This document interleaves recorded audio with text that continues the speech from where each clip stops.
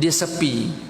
Tambah pula kalau kita baca dekat tempat-tempat yang sesuai, contoh di masjid ataupun di rumah kita sendiri yang bilik ataupun tempat khas untuk kita nak beribadat, dipanggil bilik tahannus itu.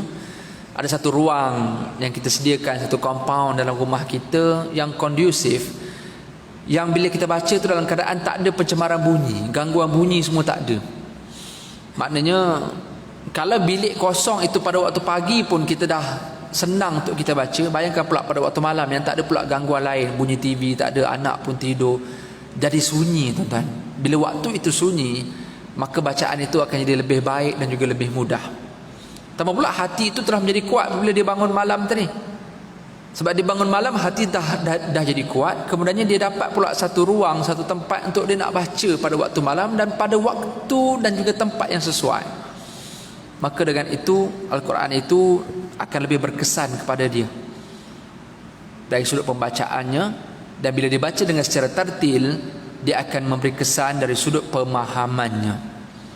Kalau kita tak boleh memahami bahasa Arab, maka kita ada Quran yang ada terjemahan dekat sebelah. Jadi bila kita baca tartil, baca satu tengok sebelah, mata tu jeling sebelah, baca satu tengok sebelah. Hari ni ada mushaf perkata, maknanya setiap perkataan tu ada maknanya sebelah bawah, setiap perkataan ada maknanya sebelah bawah. Itu pun bagus sekurang-kurangnya, tapi tidaklah berapa tepat untuk kita nak faham. Sebab kalau perkata ini kadang-kadang terjemahan setiap perkataan itu bukan itu yang maksud sebenar dia. Kadang maksud itu perlu diterjemah melalui tafsir. Tapi kalau sekadar kita baca terjemah, mungkinlah kita boleh faham sikit-sikit, tapi tak cukup dengan itu. Kita perlu menghadiri kuliah-kuliah agama, kerana kadang-kadang ayat Al-Quran itu tidak boleh difahami secara literal. Dia kena difahami secara tafsiran. Kerana kadang-kadang bahasa Arab ini dia ada tata bahasa, dia ada asbabun nuzul, ada konteksnya dan sebagainya. Dia bukanlah semata-mata satu buku yang boleh diterjemah begitu saja dan akhirnya kita faham. Takut nanti kita faham di luar konteks dan tak sesuai untuk kita nak amalkan dalam konteks kita kalau kita salah faham. Contoh, kalau kita baca ayat-ayat perang sebagai contoh, ayat-ayat tentang jihad, ayat tentang bunuh orang kafir, orang yang memusuhi Islam dan sebagainya. Kalau kita baca ayat itu dengan kita faham terjemahnya, maka bagi orang yang radikal, maka dia inilah poin dia untuk dia nak bunuh siapa saja dan halal siapa saja jiran dia asalkan mereka itu kafir.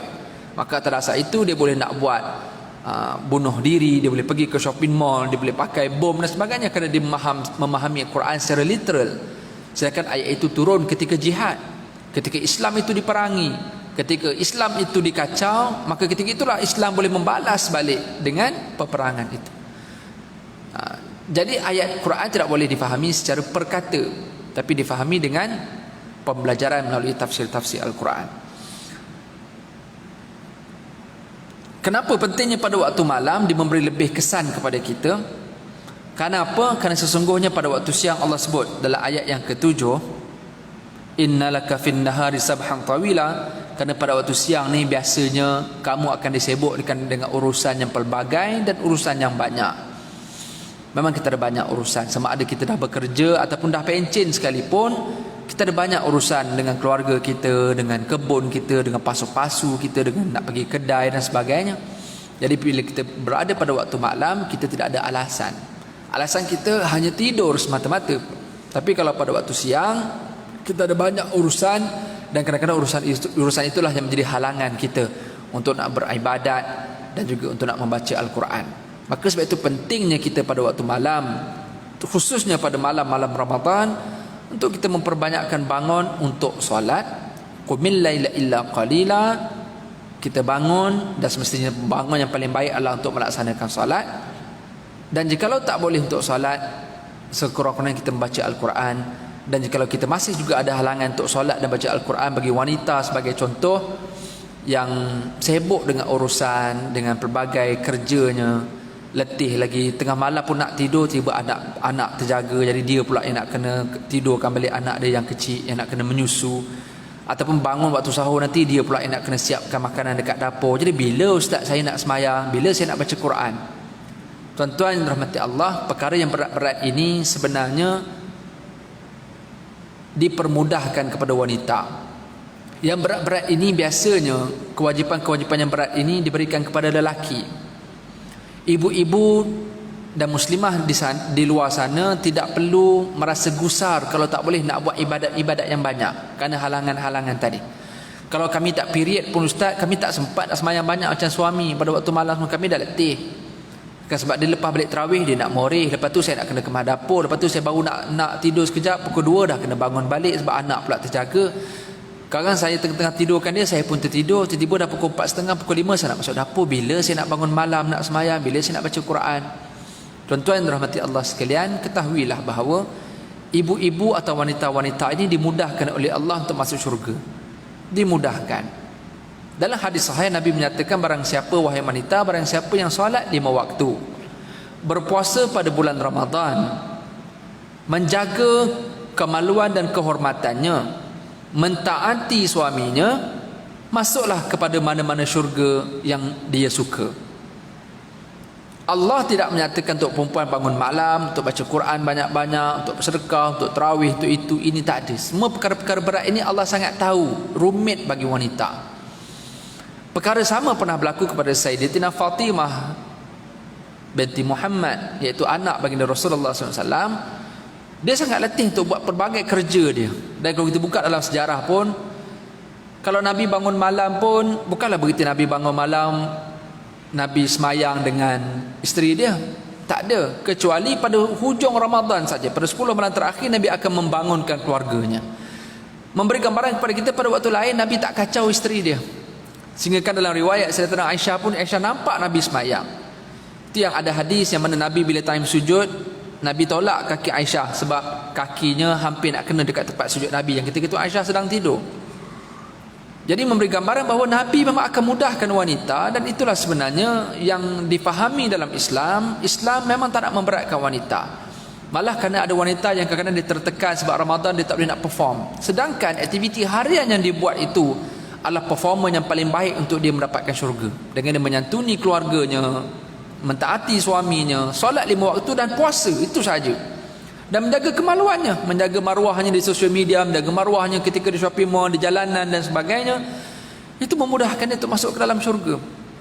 Maka dia tidak perlu rasa susah dan merasa berat dengan agama yang ada kepada wanita-wanita. Justru tuan-tuan rahmati Allah sekalian, tetapi di hujung Ramadan jangan kita membiarkan wanita ataupun orang rumah kita ataupun anak perempuan kita dengan tidur ataupun dengan urusan lain lah. Kalau boleh kita kurangkan urusan mereka pada malam-malam akhir Ramadan. Janganlah kita bebankan mereka lagi dengan more yang banyak. Kerana nak bangun malam ini, kalau banyak makan tuan-tuan, maka kita akan susah untuk nak bangun. Jadi kalau boleh kurangkanlah, makna hujung Ramadan ini dah kena kurangkan more dah. Even buka puasa pun dah kena kurang, apatah lagi nak more lepas tu. Semua tu akan memberatkan urusan kita untuk kita nak bangun pada waktu malam tu. Tuan-tuan rahmati Allah Subhanahu wa taala sekalian, Sayyidatina Fatimah bila mana dia terlalu berat sangat dengan urusan kehidupannya, dengan kerja yang banyak, satu hari dia mengadu pada suaminya Sayyidina Ali bin Abi Talib. Tambahan pula, memang ketika itu Nabi dengan Sayyidina Ali dan para sahabat baru saja selesai daripada urusan perang. Jadi bila selesai perang, ada banyaklah harta rampasan perang dan ada pula hamba-hamba yang ditawan. Jadi bila Sayyidatina Fatimah tahu macam itu, dalam keadaan dia ni letih, banyak urusan dia kena buat, nak kena kemas rumah dan sebagainya, maka dia mengadu kepada Sayyidina Ali, wahai bang, apa boleh tak jumpa Rasulullah, kata abang tolonglah carikan khadam pada saya bang. Letih sangat bang, tak larat nak buat kerja, nak ibadat lagi, nak buat kerja lagi, mana larat bang, ni kan baru balik perang, dapat hamba-hamba banyak, boleh tak ambil seorang, mintalah dengan Rasulullah. Abang kan kabel kuat dengan Rasulullah, mintalah khadam seorang pembantu saya dekat rumah, saya tak larat bang. Apabila perkara itu sampai kepada baginda Rasulullah sallallahu alaihi wasallam, apa kata Nabi? Wahai Fatimah, dengan semua keletihan yang kau miliki sekarang ini, seandainya pada waktu malam ketika kau nak tidur dengan sangat letih itu, kau baca subhanallah 33 kali, alhamdulillah 33 kali, Allahu akbar 33 kali, cukupkan sekali dengan la ilaha illallah wahdahu la syarikalah, lahul mulku wa lahul hamdu wa huwa ala kulli syai'in qadir. 33 jadi 99, cukupkan satu dengan 100. Kata Nabi, itu lebih baik daripada pembantu khadam yang kau nak tadi. Maknanya ibadat orang perempuan ini mudah saja tuan-tuan. Malam itu boleh menghilangkan keletihannya, tapi nak gambarkan Nabi bagi dia satu ibadat yang sangat mudah bagi orang perempuan yang secara fitrahnya memang dah letih dah. Dalam seharian bekerja, apatah lagi waktu malam, Letih itulah waktunya akhirnya letak je kepalanya tuan-tuan, terus tak fikir apa dah, terus tidur sebab letihnya mereka. Kita semua kenal isteri kita. Kalau tuan-tuan sempat jangan tidur dulu, bagi dia tidur dulu. Tuan-tuan tengoklah betapa letihnya dia. Dan kita pun tahu sepanjang hari bagaimana keadaan dia. Okey. Jadi sebab itu Allah dan juga Rasulullah SAW mudahkan wanita untuk beribadat dan tak perlu susah payah sebagaimana lelaki. Datang masjid digalakkan bagi orang lelaki. Ini benda-benda yang berat-berat yang diberikan kepada lelaki. Untuk menjadi imam, banyak tugasan-tugasan yang berat diberikan kepada lelaki. Maka kerana itu juga harta warisan dilebihkan kepada lelaki. Harta pusaka sebagai contoh. Mislu hazil unsajain, kan, maknanya 2:1. Lelaki dapat 2, perempuan dapat 1. Memberi gambaran kepada kita yang berat-berat, tanggungjawab, keutamaan beri kepada lelaki. Begitu juga dalam ibadat, dalam urusan-urusan yang lain pun diutamakan kepada lelaki. Jadi bila mana kita tahu pagi ni kita sibuk dengan macam-macam aktiviti, dengan kerjaya, dengan urusan, dengan banyak benda-benda yang kita nak buat, maka Allah beritahu kepada kita peruntuklah pada waktu malam. Tidurlah, kemudiannya bangunlah sama ada separuh daripada malam ataupun kurang daripada itu, atau siapa yang sanggup nak lebih daripada separuh pun tak ada masalah. Kerana itulah waktu yang terbaik untuk kita mengadukan segala urusan kita kepada Allah setelah seharian kita mengadukan urusan kita kepada manusia. Dan ayat yang ke-8 Allah sebut apabila alang-alang dah bangun, wazkurisma rabbika wa tabattal ilaihi tabtila, dan sebutlah nama Allah dan beribadahlah kepadanya dengan sepenuh hati. Sebab tuan-tuan, bila malam ni manusia tak ada. Okey, kecuali kalau tuan-tuan ibadat malam pun tuan-tuan buat live lah. Taklah salah, Tapi kalau rasa perkara tu boleh mengganggu kita, tak payahlah. Contoh semain tarawih ke, ada imam buat live dekat depan ke, benda tu tak salah. Sebab ada orang tak boleh pergi masjid, so dia nakkan suasana tarawih tu at least dia dekat dapur, dia boleh tengok dah live. Kan sekurang-kurangnya dia cari muka suami dia mana kan dalam live tu. Kan? Tapi kalau rasa betul mengganggu pada orang yang ibadat, maka better tak payahlah. Sama juga ada orang buat live masa qiyamul lail dengan zikir munajat dan sebagainya, buat live. Saya pun secara personal memang ramai yang request supaya nak letak kamera dekat depan, nak ambil video tu, tapi saya rasa kurang suka. Kerana saya iman lemah. Kan, jadi bila ada orang tengok sangat ni, jadi kita jadi dah terganggu dah kita punya matlamat. Niat sepenuh hati tu jadi susah. Jadi lebih baik kita kurangkan risiko dengan tak payah buatlah. Tapi kalau ceramah ni lain cerita lah, sebab bukan semua orang boleh datang ke masjid. Jadi kita sebarkan kebaikan itu menerusi live kuliah macam ni. Tuan-tuan sekalian, malam ini kita jadi mudah sepenuh hati sebab tak ada orang nampak kita. Tambah pula bila kita buat tu dengan gelap, tambah pula kita buat secara bersendirian kalau dekat rumah. Jadi begitu kita akan dapat sepenuh hati itu. Kalau kita buat ibadat pada waktu siang, boleh sepenuh hati, tapi kita masih ada risiko-risiko lah orang nampak kita. Jadi bila waktu malam dengan suasana yang sunyi dan kekuatan jiwa boleh bangun pada waktu sahur, pada waktu hujung malam itu, jiwa yang kuat itulah sebenarnya yang menjadikan kita dekat dengan Allah Subhanahu Wa Taala. Saya sangat yakin tuan-tuan yang datang masjid hari ini, dari sudut fizikal saya rasa tuan-tuan dah tak kuat fizikal, umur dah 50 kan, ada yang 50, 60. Dari sudut fizikal tak kuat. Yang kuat ramai lagi yang angkat dumbbell, yang duduk dekat gymnasium apa semua tu lagi kuat. Tapi kuatnya fizikal, jiwanya belum kuat. Dia nak angkat selimut yang mungkin hanya 100-200 gram pun dia tak mampu nak angkat selimut ketika subuh tu. Tapi oleh kerana kita diberikan kekuatan jiwa dengan bangun sahur itu, bukan semata-mata untuk makan, tetapi dengan kekuatan jiwa untuk bangun. Dan tambah pula kita isi waktu itu untuk solat, ibadat dan juga Al-Quran. Dan inilah yang disebut oleh Allah Subhanahu Wa Taala, wazkurisma rabbika wa tabattal ilaihi tabtila. Sebut nama Allah banyak-banyak pada waktu malam. Dan kita pun diajar pada waktu malam hujung-hujung Ramadan ni, antara nama Allah yang paling baik untuk kita sebut adalah dalam istighfar. Astaghfirullahalazim, astaghfirullahalazim. Kan? Maknanya kita akan sebut Allah dan juga Al-Azim. Kita memohon ampun kepada Allah dan kita sebut nama Allah, bukan sekadar kita memohon keampunan, malah kita memuji Allah Subhanahu Wa Taala. Sebaik-baik sebutan yang kita nak sebut pada waktu malam iaitu astaghfirullahalazim. Sebab al-mustaghfirina bil ashar, antara orang-orang yang disukai dan dimasukkan ke dalam syurga menerusi ayat 17 surah Ali Imran, wal mustaghfirina bil ashar. Pada waktu sahur, pada waktu hujung malam, yang mungkin ramai orang hanya bangun untuk makan sahaja, tapi bagi orang yang kuat jiwanya, dia akan bangun untuk menyebut nama Allah, dan juga dia akan bangun untuk tabattal. Tabattal maksudnya dia akan buat pelbagai jenis ibadat. Wa tabattal itu maksudnya dia akan buat bukan sekadar solat, dia akan baca Quran, dia akan berzikir, dia akan istighfar, dia akan buat pelbagai jenis kebaikan pada waktu malam, sehingga kan ada juga ulama-ulama yang sebut bersedekah pada waktu sahur itu, kan, ataupun menjelang subuh itu, kerana ada malaikat khusus yang akan mendoakan bagi orang yang bersedekah pada awal pagi, termasuklah pada hujung malam. Sebab tu ada pula ulama yang mengatakan kalau kita bersedekah pada malam-malam akhir Ramadan, ditakdirkan itu adalah malam Al-Qadar, maka ia akan jadi lebih baik daripada 1000 bulan itu dengan sedekah tadi. Mana ada yang buat calculation pula kan, kalau masuk RM10 macam mana pula dengan 1000 bulan ganjarannya. Hanya Allah yang mengetahuinya. Wallahu yudha'ifu liman yasha. Allah boleh gandakan mengikut apa yang Allah kehendaki. Tuan-tuan, maka daripada situ kita faham bangun malam ini, kalau bulan Ramadan, maka kita bagi tahulah pesanlah at least 10 akhir ini. Dan kalau kita ada isteri ataupun anak yang hanya mampu untuk makan pada 20 malam yang pertama, sekurang-kurangnya kita ikutlah sunnah Rasulullah SAW untuk mengejutkan wa ayqadha ahlah wa ayqadha ahluh. Dalam hadis dinyatakan bahawa Nabi akan mengikat kainnya, berarti Nabi tak melaksanakan hubungan seksual, dan Nabi akan mengejutkan keluarganya. Jadi kita nak kejut daripada pukul 3 macam kita ke anak-anak kita mungkin kurang sesuai, kita bangunkan mereka awal sikit untuk makan, dan lepas makan tu kita paksalah dia sikit untuk solat 2 rakaat sebelum azan subuh tu. Pada waktu imsak ada 10 minit last tu, yang kadang-kadang dia orang baring balik dekat sofa lah, baring balik atau terduduk, tertidur dan sebagainya, kita ajaklah sekejap at least, ataupun kalau tak larat sangat budak tu, suruh dia istighfar je lah, istighfar.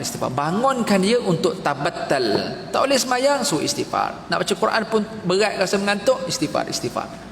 Ditakdirkan dia tertidur masa dia berzikir, itu pun dikira sebagai ibadah. Tuan-tuan rahmati Allah Subhanahu Wa Taala sekalian, saya nak buat kesimpulan. Apa yang kita baca ayat 1 hingga 8 ini sebenarnya, kalau kita amati sungguh-sungguh dari sudut tafsirannya, sebenarnya panjanglah lagi ceritanya. Cuma kalau kita ulang-ulang ayat ini dan kita faham betul-betul, maka kita akan rasa betapa pentingnya kita menghidupkan malam-malam ini, khususnya malam-malam akhir Ramadan. Ayat ini dia spesifik kepada sepanjang malam dan sepanjang tahun. Betul pentingnya kita menghidupkan malam-malam tu. Tapi bayangkan, ada pula malam yang lebih istimewa daripada malam-malam lain, iaitu pada 10 akhir Ramadan.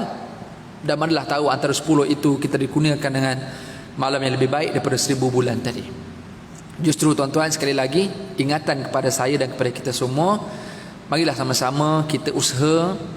Kalau kita kenal diri kita, kita semua kenal diri kita, dan kita janganlah terlalu tertekan untuk nak mengikut orang yang kita inspired tu. Rasulullah pun, ataupun mungkin ada jemaah-jemaah kita yang kita tengok dia terlalu kuat dalam ibadat sehingga kita nak ikut dia, takut kita gagal di tengah jalan. Jadi kita tengok kemampuan kita. Kalau kita jenis orang memang pagi terlalu letih, kerja kita sampai selagi tak maghrib, selagi tak petang, kita kerja je non-stop, berhenti hanya untuk semayang aja. Sebab ada orang yang kerjanya macam tu, dia sangat workaholic, dan dia banyak tugasan dia kena buat dengan drive lagi, dengan jam dan sebagainya, maka dia terlalu letih sepanjang hari. Maka dia kenal diri dia, tuan-tuan. Jadi waktu malam, tuan-tuan tidurlah. Lepas habis tarawih, tidur dulu. Kita kenal diri kita. Saya kena tidur, Ustaz. Sebab kalau saya tak tidur, esok saya nak kerja, lagilah saya tak boleh nak perform. Jadi kita tidur. Dan kita tahulah effort kita macam mana, dan Allah itu maha mengetahui usaha kita. Kan Allah sangat tahu, Allah sangat mengenali kita semua. Wallahu basirun bil ibad. Allah sebut dalam ayat ke-15 surah Ali Imran. Allah ni akan tengok setiap seorang ni. Allah akan cari mana hebat dia. Yang kurang Allah akan tengok juga, tapi yang hebat dia tang mana Allah akan tengok, dan tak akan sama. Orang ni mungkin kuat baca Quran, kuat sedekah, tapi tak kuat bangun malam. Jadi Allah akan pandang yang kuat bangun malam ni walaupun dia tak kuat sedekah. Jadi Allah akan tengok satu-satu setiap di kalangan kita menurut kemampuan kita. Dan sebab itu pentingnya kita buat dengan sepenuh hati, supaya walaupun satu benda yang kita buat itu, tapi Allah akan nilai benda itu sebagai benda yang sangat besar. Jadi tuan-tuan sekalian, kita ukurlah diri kita sendiri. Cuma kita perlu struggle lah, kita berjuang lah sikit untuk 10 yang terakhir ini, untuk kita kurangkan tidur dan juga kurangkan makan. Dan kurangkan aktiviti harian sepanjang hari ini. Janganlah terlalu busy. Kita dah dibusykan dengan 11 bulan. Sekurang-kurangnya 20 hari yang pertama tu kita sibuk. At least 10 hari yang terakhir ni kita kurangkan sibuk supaya kita ada kekuatan pada waktu malam. Dan salah satu cara untuk dapat kekuatan adalah dengan kita berehat ataupun tidur sebentar pada waktu tengah hari. Dia panggil qailulah tu, yang dia panggil power nap dalam istilah bahasa Inggerisnya. Kita recharge sekejap kita punya letih itu dengan kita tidur sekejap, kan, at least 10 minit 15 minit itu. Itulah yang akan memberi kekuatan kita pada waktu malam. Justru sesedari carilah ruang yang sesuai dekat rumah kita, atau kalau kita perlukan masjid dan surau untuk nak support kita untuk qiyam, kalau tak boleh nak buat dekat rumah sebab kita faham rumah kita macam mana gangguannya dan seumpamanya, maka kita carilah masjid. Kalau kita perlukan imam untuk membantu kita dan sebagainya. Tapi kalau siapa yang boleh buat sendiri, itu lebih baik. Kalau itulah yang lebih khusyuk bagi dia. Justru tuan-tuan sekalian, tuan-tuan doalah supaya saya bercakap, saya pun boleh kuat bangun malam, dan kita semua boleh terus melazimi bangun malam. Kalau 10 akhir Ramadan kita susah nak bangun malam, apatah lagi pada 11 bulan yang lain. Jadi saya yakin tuan-tuan semua orang yang kuat bangun malam, malah apabila kita dah biasa buat, maka Allah akan mudahkan kita untuk bangun. Tiba-tiba terdetik saja, terus kita terjaga pukul 4 pagi, lepas tu terus segar mata, terus tak boleh nak tidur dah. Harapnya kita dapatlah perkara yang macam tu. Kita mudah untuk bangun malam dan kita tak mengantuk. Jadi perkara ni takkan boleh dapat kecuali dengan usaha sendirilah. Dan usaha itu perlu dibantu dengan persekitaran yang baik. InsyaAllah mudah-mudahan kita dapatlah menjadi kekuatan jiwa sebagaimana yang ada pada jiwa Rasulullah sallallahu alaihi wasallam, yang bangun malam dan akhirnya bagi itu dipermudahkan segala urusan kehidupannya dunia dan juga akhirat. Tuan-tuan dan puan, itu sahaja kuliah kita pada hari ini. Mudah-mudahan ada manfaat insya-Allah. Sekali lagi, jangan abaikan waktu malam itu bukan sekadar dengan solat, tapi boleh buat dengan pelbagai ibadat. Cuma salah satu ibadat yang utama untuk kita buat pada waktu malam itu adalah dengan membaca Al-Quran. Waratil Qur'ana tartila. Wallahu a'lam. Tuan-tuan bacalah Quran, insya-Allah Allah akan mudahkan urusan kita dan Allah akan ringankan apa saja perkara yang memberatkan kita. Aku qauli hadza wa astaghfirullahal azim. Minta maaf salah silap. Wassalamualaikum warahmatullahi wabarakatuh. Subhanakallahumma wa bihamdika asyhadu an la ilaha illa anta nastaghfiruka wa natubu ilaik. Bismillahirrahmanirrahim. Wal 'asr innal insana lafi khusr illa alladhina amanu wa 'amilus salihat wa tawassaw bil haqqi wa tawassaw bis sabr.